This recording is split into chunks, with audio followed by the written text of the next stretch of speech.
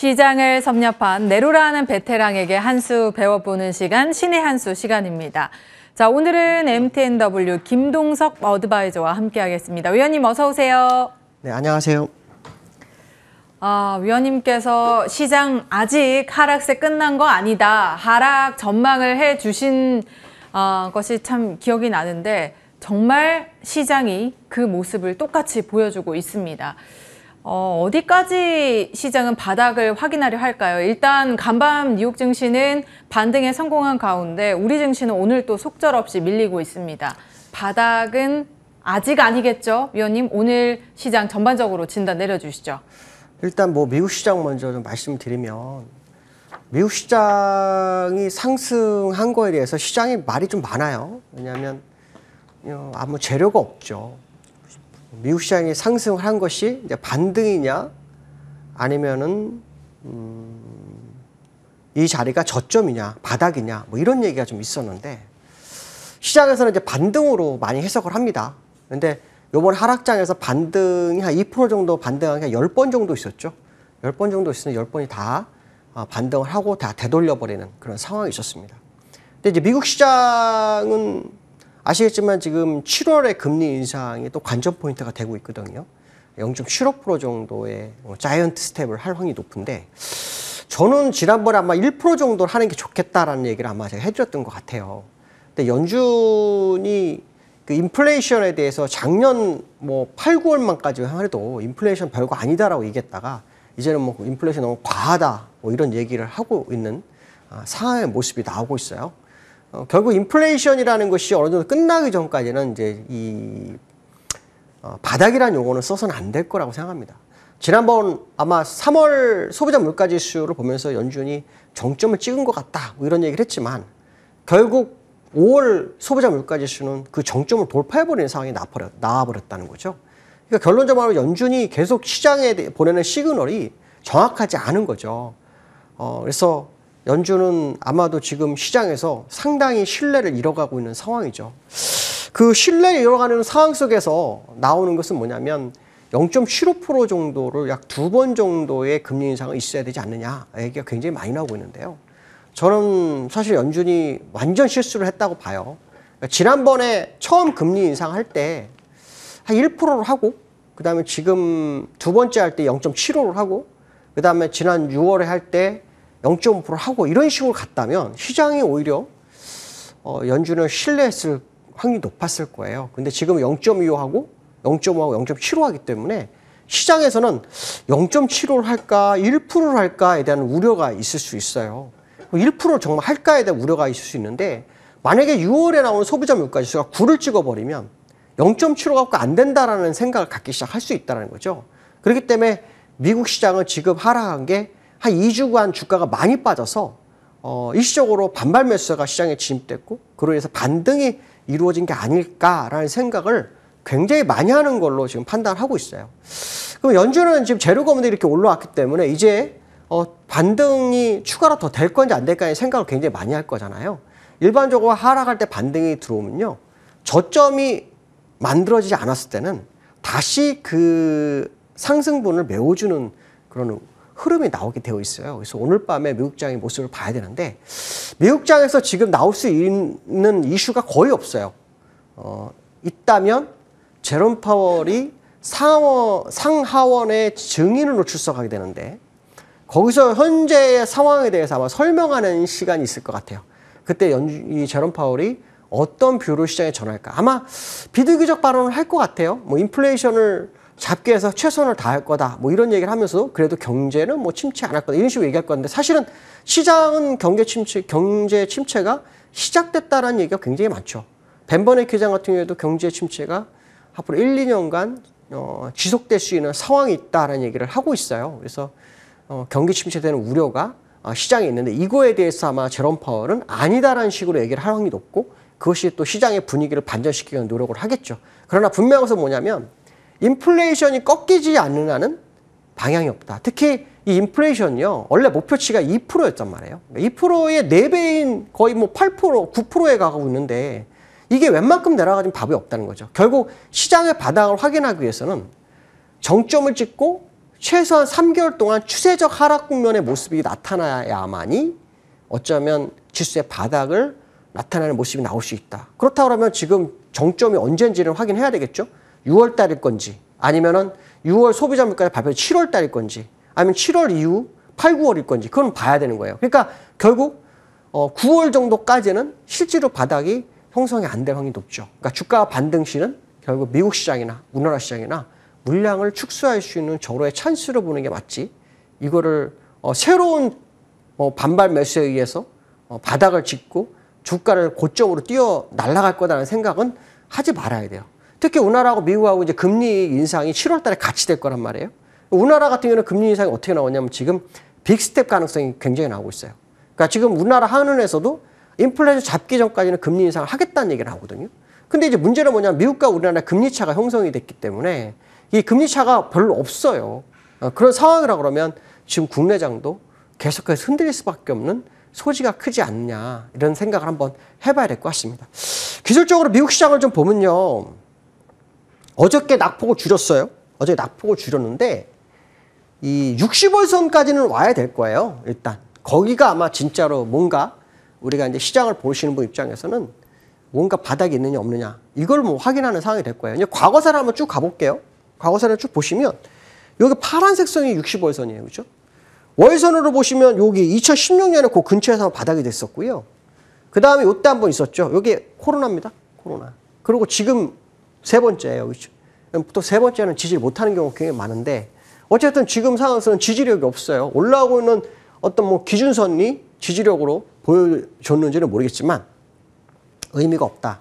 결국 뭔가 해결될 수 있는 이슈가 시장에 나와야 될 거다. 이렇게 보시면 될 것 같아요. 그래서 미국에는 이제 다우가 있고 나스닥이 있잖아요. 기술주 중심으로 나스닥. 근데 미국장이 올라간 거는 이 재료는 없었지만 어쩌면은 시장에서 보는 거는 이제 비트코인하고 관련이 있는 것 같아요. 아시겠지만 비트코인이 주말에 2,300만 원까지 밀렸었어요. 그랬다가 주말이 다시 이렇게 지나가면서 월요일 될 때 2,700만 원대로 올라왔었어요. 그게 기술주가 바닥을 친 거 아닐까? 뭐 이런 분위기가 형성됐고 그 분위기가 이제 기술주 중심 나스닥가 2.5%, 다우를 2% 이렇게 끌어올린 것 같아요. 근데 제가 지난번에 말씀드렸지만 이 나스닥하고 다우하고 뭘 볼 거냐에 대한 싸움이에요. 근데 저는 다우를 봐서는 안 된다고 봐요. 나스닥을 봐서는 안 된다고 봐요. 왜냐하면 이 이전에 나스닥은요 목표치를 찾는데 굉장히 힘들었어요, 제가. 왜냐하면 여기에는 뭐 애플도 있고 테슬라도 있고 뭐 여러 종목이 있다 보니까 몇 종목이 막 날아가 버리면 주가가 그냥 막 움직이는 거예요. 그래서 다우가 정상적 흐름을 가져올 거다. 그래서 지금 현재는 이 나스닥은 주봉상으로 여기 120주선이 무너진 상태예요. 그래서 200주선을 향해서 가는 그런 과정이기 때문에 이게 바닥이 될지에 대해서는 의문이 많아요. 저는 사실 이 자리를 바닥으로 인정하기가 좀 어렵다라고 판단하고 있고요. 아까 다우 차트 제가 이제 보다가 말하는데 이 다우 차트 보시면 요 밑에서부터 한번 보세요. 정말 조정이 된 걸까에 대한 생각을 해봐야 돼요. 무슨 말이냐면 6,500부터 쉬지 않고 올랐어요. 14년 동안. 6,500 따지면 36,900까지 갔으니까 7배 올랐죠. 근데 만약에 그 전에 고점, 그러니까 서프라임 모지기가 터지기 시작하는 시점이 뭐냐 2008년도였거든요. 그 2007년도 11월 그 당시에 다우지수가 12,800. 그러니까 그거에 따지면 딱 2배가 오른 거죠. 그러면 지금 상황에서는 조정이 들어온 거냐로 본다면 사실은 조정다운 조정은 없었다. 이게 답인 거예요. 그래서 저점 매수를 감행하라는 말씀은 못 드리겠어요. 좀 더 시간이 필요할 거다. 그러니까 의외의 시장의 모습이 나올 수 있기 때문에 좀 주의를 기울여야 될 거다. 그래서 아마도 시장을 좀 기술적 분석 보시는 분들은 아마 60월선 뭐 지지력을 한번 생각할 것 같아요. 근데 아마 그게 그렇게 쉽지만은 않을 거다는 생각을 한번 해보시면 될 것 같고요. 두 번째로는 삼성전자 얘기를 좀 해야겠죠. 삼성전자. 아마 이 방송을 보신 분들에서 삼성전자 대응하신 분들 중에서는 저를 욕을 하신 분이 많았을 것 같아요. 왜냐하면 제가 8만 원, 9만 원 할 때 계속 아니다. 이유는 간단하다. 수급이 문제가 됐다. 기업은 어마어마하게 좋다. 기업을 나쁘다고 할 수 없다. 너무 좋은 기업이고 삼성전자가 없으면 우리나라는 위험하다. 그 정도로 굉장한 기업이고 배당도 좋다. 다 좋다. 근데 문제는 수급의 논리가 맞지가 않는다. 아마 그 얘기를 제가 해드렸을 거예요. 근데 지금 보시면 여기서부터 갑자기 스트레이트로 쫙 빠지죠. 아주 깊게 빠져요. 그렇죠?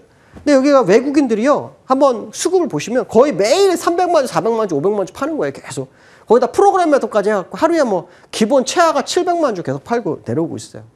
그러면 이거는 수급의 논리에서 문제가 좀 되는 거죠. 그러면 지금 삼성전자는 올해 코스피에 개인들이 들어간 금액이 약 18조 정도 들어갔어요. 18조 들어간 것 중에서 약 3분의 2에 해당되는 13조, 거의 14조 정도가 삼성전자에 몰렸어요. 그러면 이 삼성전자에 몰렸다는 얘기는 삼성전자의 기대감이 굉장히 크잖아요. 문제는 뭐니 삼성전자가 되돌리지 못하면 시장은 어떻게 될까요? 못 가는 거죠. 못 간다는 게 문제예요. 그래서 삼성전자로 본다 그러면 현재 바닥을 디딜 자리가 있겠냐가 의문점이 되는 거예요. 물론 월봉을 보면 60월선에 57,600원? 네, 60월선이 있어요. 근데 그게 이제 지지가 될지는 저도 모르겠어요. 왜냐하면 일반적으로 이거는 아주 개인적이고 과거의 어떤 데이터를 통해서 말씀드리지만 개별 종목으로 삼성전자를 보기는 어려워요. 왜냐하면 시가총액이 1위니까. 그렇지만 개별 종목이라고 가정한다면 개인들이 제일 많이 들어간 종목들이 나중에 그 개인들이 물량을 많이 줄일 때가 언제쯤일 거냐. 이걸 한번 생각해 봐야 돼요. 그 공포의 구간. 그게 바닥일 거라는 거죠. 지금으로서는 그 자리는 보이지 않는다. 그렇다 그러면 삼성전자를 놓고 차지하고 다른 종목으로 주가를 끌어올려야 되는데 그게 가능하겠냐는 거죠. 삼성전자를 가만 냅두면 삼성전자와 관련된 종목들은 다 가만히 있어야 되잖아요. 그럼 시장을 끌어올릴 수 있는 재료가 몇 개 없어요. 몇 종목도 안 돼요. 그러니까 지금 삼성전자의 흐름 하나만 봐가지고는 지금 바닥을 논하는 거는 굉장히 위험한 거 아니냐. 좀 더 시장을 두고 보자. 그럼 어디까지냐? 그건 사실 저는 몰라요. 그래서 이 부분을 맞추려면 아까 말씀드린 미국에서 인플레이션 정점 찍고 4번 정도 저점 우하향으로 내려오는지에 대한 확인하는 시점. 그거나 아니면 유가가 갑자기 악재를 맞아가지고 70불, 80불대로 떨어지는지 요거 한번 확인하는 것도 굉장히 중요하고요. 제일 중요한 거는 뭐냐면 삼성전자의 수급이 변하느냐. 삼성전자의 수급은 뭐가 변해야 되죠? 외국인이 진입하느냐의 싸움이에요. 오늘은 조금 샀었어요. 아침에 100만 주 샀다가 팔았는데 그게 진짜 외국인인지에 대해서는 좀 고민이 많아요. 왜냐하면 어저께 프로그램 매도까지 해서 한 800만 주 팔았는데 오늘 한 100만 주 사가지고 어저께 지수보다 높게 올려버리면 가격보다 높게 올리면 그게 진짜일까냐는 그런 생각을 해봐야 할 수 있거든요. 그래서 삼성전자에 대해서만 좀 더 봐야 된다. 그래서 수급의 대변화가 일어나는지. 삼성전자 아시겠지만 50% 지분율이 깨졌어요. 이거 굉장히 의미를 부여합니다. 그러니까 53%까지 갔던 것이 쫙 빠져나가고 50%가 깨졌어요. 이게 2016년도 이후 처음이죠. 그 벌써 6년, 7년 전의 모습이에요. 그 얘기 무슨 말이냐면 삼성전자가 시장에서는 일단 주가 하락에 어떻게 보면 가장 중요한 역할을 하고 있는 상황이다. 그래서 삼성전자 흐름을 계속 보시는 게 좋겠다라고 보시면 될 것 같고요. 그 다음에 이제 오늘 제가 작가님이 저한테 카톡을 보냈더라고요. 원달러 얘기해달라고 말씀하시더라고요. 그래서 원달러 원래는 사실 가져오지 않았었는데 원달러에 대해서 한번 설명을 할까 합니다. 원달러는요, 이거는 어쩔 수가 없어요. 제가 이제 우려되는 게 뭐냐면 뭐 정부에서 립서비스를 해가지고 이렇게 밀어내는 건 상관이 없는데 많이 매도 쳐갖고 내리는 건 절대 하면 안 된다. 왜냐하면 미국하고 우리나라하고 금리 차가요 없어요. 거의 역전돼요. 그럼 제가 지난번에 말씀만 금리가 높은 쪽으로 투자를 이루어간다고 했죠. 금리가 높으면은 우리나라보다 좋은 국가다, 훨씬 선진국이다 그러면 글로 돈이 가는 건 당연한 거예요.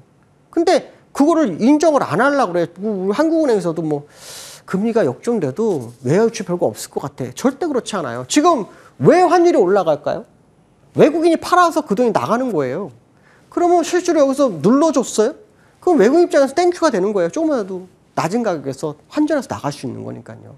그러니까 굳이 그럴 필요 없다는 거죠. 그냥 내비둬야 된다. 문제는 어디까지 해서 마무리 지을 거냐에 대한 부분인데 환율에 대해서만큼은 제가 사실은 2년 전, 2, 3년 전에 얘기했어요. 1360원까지 열렸다. 2년 전이면요, 요때 얘기한 거거든요, 요때. 기억하시나 모르겠어요. 그래서 1360원까지는 봐야 할 거예요. 문제는 뭐냐면 수입 물가의 문제가 돼서 정부가 이 경상수지에 악재가 생길 수 있는 건 사실이에요. 근데 어쩔 수 없어요. 일단 내비둬야 되는 거예요. 근데 이제 문제는 뭐냐면 미국이 빨리 인플레이션을 어느 정도 잡고 우리나라가 따라가는 모습이 나오면 다 바뀌어요.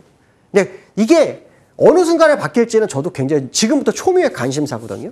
저도. 그래서 계속 그 모니터링하고 추적하고 그 상황을 거의 매일 해요. 그러다 보니까 요즘은 좀 많이 피곤하더라고요. 굉장히 피곤하긴 한데 분명한 것은 뭐냐면 지금 자리를 고점으로 봐서는 안 될 거다. 이걸 고점으로 보면 지금 투자하시는 분은 살 때마다 문제가 돼요. 그 주식이 하락할 때 있잖아요. 저점이라고 생각할 때마다 받는 분들이 있어요. 과거에. 단가를 낮춰서. 근데 받을 때마다 그 종목이 반토막이 나는 게 시장이에요. 만약에 하락하기 시작하면. 환율이 계속해서 올라가고 있는 이 관점에서 굳이 지금 시장을 어떤 위험 자산을 선호하는 쪽으로 가는 거는 굉장히 위험하다. 저는 이제 지금 제일 우려가 되는 게 딱 한 개가 있어요. 이제 여러분들한테는 뭐 제가 얘기를 안 했던 것 같은데 한번 했었나요? 그 일본이 문제가 될 거라고 보고 있거든요. 왜냐하면 일본이 수십 년 동안 제로 금리를 가지고 온 거 아시죠? 근데 지금 엔화가 135엔이 넘어가기 시작했어요. 136엔 뭐 이렇게 가고 있단 말이에요. 그러면은 일본 입장에서는 이제 이 금리를 정상화할 수 있는 찬스를 이번 놓치게 되면 잘못하면 일본발 대형 악재가 터질 수 있다고 보고 있거든요. 그래서 지금 시장에서 관전 포인트는 사실 저는 미국은 당연히 금리 인상했지만 일본이 빨리 해주느냐 안 해주느냐의 싸움. 그게 시장에는 또 다른 폭발력을 가질 수 있다. 그게 변수가. 물론 구로다 입장에서는 구로다 그 일본 은행 총재는 안 하려고 하겠죠. 안 하려고 하겠지만 분명한 것은 뭐냐면 요 근래 분위기는 자꾸 할 수 있는 느낌이 나오기 시작했다는 거예요. 그래서 일본이 만약에 금리 인상을 하면 그게 문제가 될 수 있다. 그래서 지금 현재 시장에는 악재가 굉장히 많은 그런 상황에 있다라고 보시면 될 것 같고요. 코스피를 한번 뭐 점검을 해보겠습니다. 코스피를 좀 점검해 보시면 코스피가 지금 일봉상으로는요, 사실은 그 지지력이 없어요. 그러니까 일목균형표, 제가 항상 이제 일목균형표라는 걸 보잖아요. 일목균형표는 잘못 해석하면 굉장히 어렵거든요. 근데 일목균형표 상으로는 제가 지금 일목균형표의 그림은요, 아직 바닥이 안 나왔어 라고 해요. 이유는 뭐냐면 이 일목균형표에서 가장 중요한 거는 이 후행 스팬이라는 게 있어요. 얘가 움직일 수 있는 공간이라는 게 있는데 지금 공간이 없어요. 이렇게 많이 벌어졌는데 없어요. 공간이 아직 안 나왔어요. 움직이는 자리가 있거든요. 근데 그거가 나오려면 시간이 필요해요. 그거는 이제 설명으로 어려워요. 어렵지만 분명한 것은 뭐냐면 이 후행 스팬은 내려오는 캔들을 뚫고 가거든요. 가만히 생각해 보세요. 그림을 한번 그려보시면 돼요. 그러니까 주식은 그림을 얼마나 잘 그리냐 싸움이거든요. 머릿속에. 일목균형표가 내려오는 캔들을 뚫고 간다? 그러면 일단 여기서부터 여기까지 26일이니까 얘가 얼마 후에 여기 만날 거냐 생각을 한번 해봐야 돼요. 그 얘기 무슨 말이냐면 여전히 시간이 많이 남았다. 일단 기간으로 남아있는 상태고 기간이 남아있다? 그러면은 그때 저점이 어디 거냐에 대한 깊이에 대한 부분을 따져봐야 되는 거거든요. 그걸 따져본다면 지금 코스피는 바닥으로 인정하기 굉장히 어려운 자리다. 그러니까 주의를 더욱더 기울여서 나쁠 게 없다. 그래서 제가 항상 반등 때 반등해서 다행이다는 말 했죠. 익절할 수 있는 기회다. 이런 얘기를 했던 것 같은데 지금 시장이 정말 쉽지만은 않아요. 좋은 소리를 못해서 죄송합니다. 그러나 분명한 것은 뭐냐면 저는 고점에서 리스크 관리를 3,300에서 말씀드렸고 지금 내려왔어요. 저는 이제부터 체업 저점, 그러니까 하방이 종료되는 시점을 찾기 위해서 지금 있는 힘을 다하는데 아직은 좀 시간이 많이 남아있는 걸로 해석이 됩니다. 그때 되면 또 한 번 시장에 말씀드리도록 하겠습니다. 오늘 여기까지 하겠습니다. 감사합니다. 네, 시장에서 반등과 상승이 이렇게 간절했던 적이 또 있었나 싶습니다. 일단은 계속해서 바닥을 확인해 가는 그런 자리 저희도 체크해 드리도록 하겠습니다. 지금까지 MTNW 김동섭 어드바이저와 함께했습니다. 오늘 말씀 고맙습니다.